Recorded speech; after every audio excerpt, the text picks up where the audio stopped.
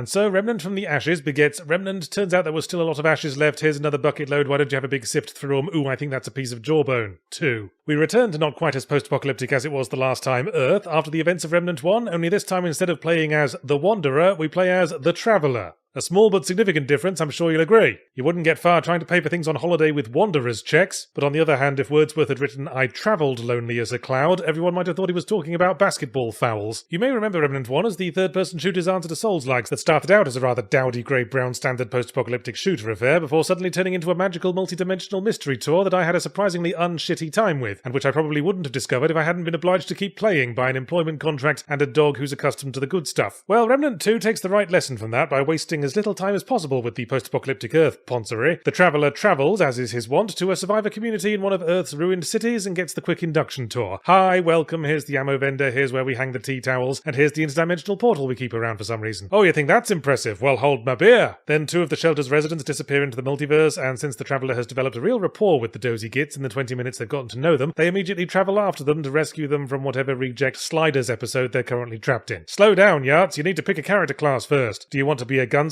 Yes.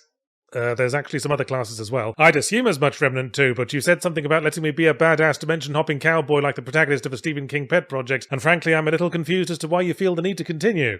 One of them has a dog. There's such a thing as talking past the sale, you know. So anyway, my badass dimension-hopping cowboy starts hopping dimensions. I loved this whole concept in Remnant 1, and I love it now. You take the Dark Souls formula of being in a dying fantasy world without a bumhole-stabbing clue what's going on, and extend it across multiple dying fantasy worlds, all dying for different interesting bespoke reasons that we have even less anal distending clues about, and it basically multiplies the effect. And our dude being an ordinary clueless homeboy with a base on normal if slightly banged up Earth full of NPCs going, back from slaying nightmares from beyond the veil of time and space, are you? Have some beans on toast and tell us all about it. Gives a wonderful grounding and juxtaposition that keeps it relatable. I love how lacking in ceremony it all is. Compare this experience to something like Bayonetta, where every enemy has to be introduced with a special cinematic so it can wiggle its bum at the camera in time with the surging music. Not here. Here you're just dumped in the Bloodborne dimension. A bunch of screaming cockneys are trying to chainsaw your face off. There's giant mutant rats and angels and a ghost, and all you know is that you can't find your friends, you're due for some target practice, and you'd really rather not have your face chainsawed off. The truly interesting can speak for itself without needing a hype man. Also, Remnant 2's boss fights rarely miss the mark. You couldn't pull a Dark Souls 2 and load the game up with 900 cop-out armoured dude with a sword fights. It's a shooter. We'd have perforated them into cheese graters before they could yell charge, so it's more often than not interesting giant monsters with big juicy shootable weak spots. Frequently doing interesting things with the environment beyond big circular room and sad music. One highlight for me was fighting a bunch of rotating cubes in a giant maze puzzle that was like having to outwit an executive toy from the inside. However, with my ongoing struggle with Souls-like fatigue, I have less and less patience for what we academically call bullshit attacks, and sometimes it feels like edging ever closer to bullshit city limits is the only way new Souls-likes try to innovate. There's this one boss fight against a ghost lady I was stuck on for a while because of this one grab attack that you basically have to be at full health to survive, which she only pulls out in like the last quarter of the fight, so it took many failed attempts to finally trial and error my way to figuring out the specific direction I had to dodge roll in to avoid it. Come to think of it, there were a lot of boss attacks that felt like they could only be avoided by exploiting dodge roll iframes, and that's always got the heady whiff of bullshit about it. It doesn't seem reasonable to me that we can survive being at ground zero of a nuclear blast because we did a roly-poly just before impact. You know, my experience with Rembrandt 2 is kind of the inverse of what I had with Rembrandt from the Arses, in that I went in with the positive feeling and gradually soured to it over time. I think the turning point was when I visited the wibbly-wobbly evil purple dimension, and was obliged to explore a very samey desert for hours on end, fighting off endlessly respawning waves of Amazon delivery drones, trying to figure out which of the 11 or 12 interchangeable grindy dungeons I stumbled upon was the one I was supposed to do to progress in the game, and which would just toss me a new amulet that's about as much use for my build as a pamphlet on the negative health effects of showing off awesome quick draw skills. Some with elaborate boss fights that I'd be stuck trying to beat for ages, because such things are usually game design shorthand for go this way, because I gave myself tendinitis modelling this bastard's nipples, so you'd better not miss it. And then afterwards it's all like, haha, it was an optional fight all along. Here's your ring of plus 1.4% pie appreciation back to combing the desert for you. So it did become a slog, and I ultimately stopped playing in, I don't know if it was the last area, certainly felt like one. I was on even more post-apocalyptic than previously established post-apocalyptic Earth,